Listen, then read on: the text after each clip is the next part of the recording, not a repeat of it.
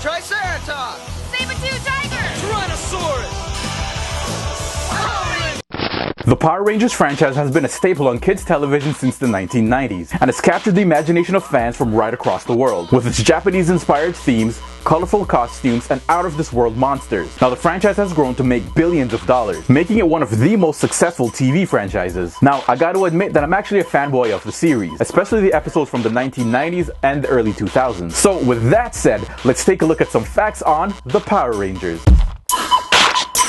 This episode is brought to you by Proto Image Communications Live TV, where you get to watch more of what you want for less.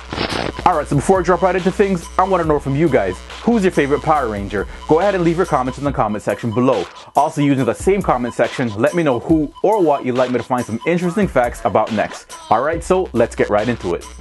The Power Rangers was first introduced to North American television in 1993, and is derived from a Japanese series called Super Sentai, which dates back to the 1970s. Now, the Power Rangers creator Hayao Saban, seeing how popular the series was over in Japan, decided to bring it to America, in hopes that it would attain similar success. But they had to make some adjustments in order to conform with American standards.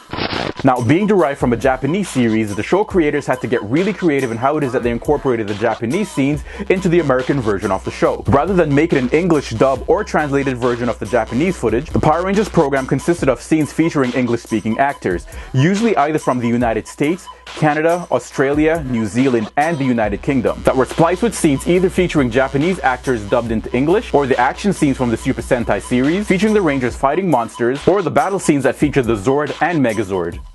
Now, in the 2017 reboot of the popular franchise, the famed actor Bryan Cranston plays Zordon, the mentor for the Power Rangers. But Bryan Cranston's history with the Power Rangers actually dates way back. This was before Breaking Bad and before Malcolm in the Middle. And at the time, he was working as a freelance actor with a number of studios, and that included Saban Entertainment. Now, a fun fact, and I'm not entirely sure if it's true, is that if you notice the Blue Ranger Billy, his last name is Cranston. Now, it's rumored that Saban swiped his last name and attached it to Billy, and now the rest is history. Now, do you think that this is a coincidence that this actually happened? What do you think? Let me know in the comment section below. Now, David Yost, the actor who played Billy the Blue Ranger in the earlier episodes of the Power Rangers, was faced with intense homophobic slurs and torment behind the scenes for being gay. It's said that it got so bad that crew members started grilling his co-stars, asking them about his sexuality. Now, as a result of this ongoing, what I can only call bullying, he's rumored to have attempted gay conversion and even considered suicide. But eventually he just got fed up and left the show. Now, at the release of the Mighty Morphin Power Rangers back in the 1990s, many parents were complaining, saying that the show was way too violent. Now, beyond this, the show was banned in many instances. The series was banned in New Zealand and dropped from 2 Canadian stations and edited stations, reducing the action scenes. And in 1995, it was banned in Malaysia for a totally different reason. Now, here in Malaysia, the issue that they had was with the word morphin, which they feared was too close to the word morphine. Now, according to ITN, it was argued that it could influence kids negatively and could potentially promote drug use. Now, later, they censored the word from the titling and allowed the show to be back on the air. Now, what's even crazier than that is that even the merchandise, which included toys and clothing, were banned from certain regions, all in an act to incite an anti-violence stance. Really? It's not that deep. Now, if you've ever wondered why you haven't seen Trini at any of the conventions, but you see some of the other Rangers more regularly, here is why. Soy Tran, who played Trini the Yellow Ranger, tragically passed away on September 3rd, 2001. Now, reports stated that she and Angela Rockwood and one of Angela's bridesmaids were in a car accident in San Francisco, California, which ended up killing Soy and leaving Angela paralyzed. And in the end, the series creator had to incorporate a new Yellow Ranger.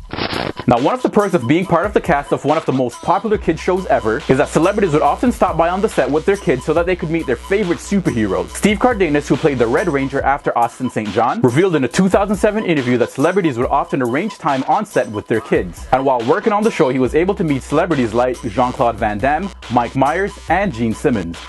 Alright, so you thought you knew the story of Rita Repulsa. Well, think again. There's actually a big difference in the backstory with the Rita Repulsa of the English version versus that of the Japanese version. In the English version, Rita was trapped and sealed away for 10,000 years, and as a result, she was angry at the world and decided to conquer Earth. Now, as for the Japanese version, her name is Witch Bandora, and she was trapped and sealed away for a lot longer, 170 million years, the era in which the dinosaurs ruled the Earth. And when you come to think about that fact, it kind of makes sense that the Power Rangers actually have Dino Zords. Now, the story continues to say that her son at the time was killed for smashing T-Rex eggs. Now, out of rage, she made a deal with the devil for immense power, at the expense of losing her memory of her own son. Along with that came her incredible hatred for kids. Now, try telling that story in the American version.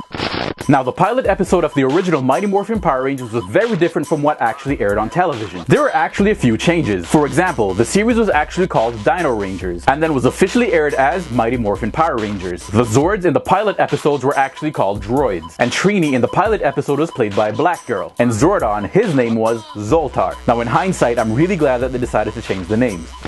Now, who doesn't love the Green Ranger? He's one of the most iconic action heroes of the 1990s. However, the Green Ranger character was never made to be a focal point or one of the main characters in the series at all. Now, after the Green Ranger series played out featuring Jason David Frank, who played Tommy Oliver, also the Green Ranger, it said that the writers weren't planning on bringing him back. And once season 2 started airing and the fans noticed that the Green Ranger was not there, Saban admits that they received a massive amount of fan mail petitioning to bring the Green Ranger back in action, and they did. And of course, now the rest is history. Now, the character is often referred to as the legendary Green Ranger, and the character has been featured in subsequent versions of the series, always being played by the original actor Jason David Frank. Now, could you imagine the Power Rangers series without the Green Ranger? It's not quite the same.